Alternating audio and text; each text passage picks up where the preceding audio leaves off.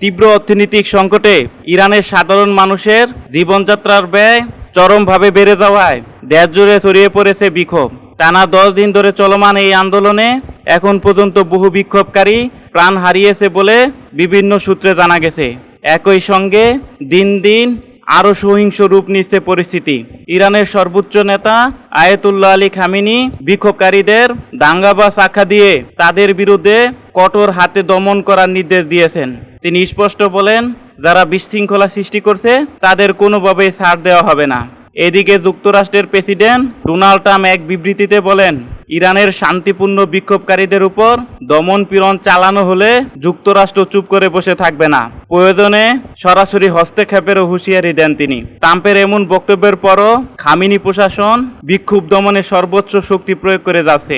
Khamenei বলেন, শেষ পর্যন্ত আমরা লড়াই চালিয়ে যাব, শত্রুর কাছে কখনোই মাথা নত করব না।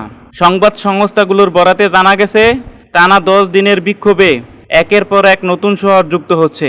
আশঙ্কা করা হচ্ছে পরিস্থিতি নিয়ন্ত্রণের বাইরে গেলে পুরো ইরান জুড়ে বিক্ষোভ ছড়িয়ে পড়তে পারে। এরই মধ্যে আন্তর্জাতিক বিভিন্ন গণমাধ্যমে গুঞ্জন উঠেছে, আইনশৃঙ্খলা বাহিনী যদি বিক্ষোভ নিয়ন্ত্রণে ব্যর্থ হয় তাহলে খামেনি রাশিয়া চলে যেতে পারেন। দ্য টাইমস এবং ইরান ইন্টারন্যাশনাল সহ একাধিক সংবাদ মাধ্যম দাবি করেছে, খামেনি পরিবারের সদস্য এবং আরও 20 জন গুরুত্বপূর্ণ ব্যক্তি তার সঙ্গে দেশ ত্যাগ করতে পারেন। তবে এই বিষয়ে ইরান সরকারের পক্ষ থেকে এখনো কোনো আনুষ্ঠানিক বক্তব্য দেওয়া হয়নি। বিক্ষোভ দমনের অংশ হিসেবে ইরান সরকার ইতিমধ্যে কয়েকটি শহরে ইন্টারনেট সংযোগ বন্ধ করে দিয়েছে।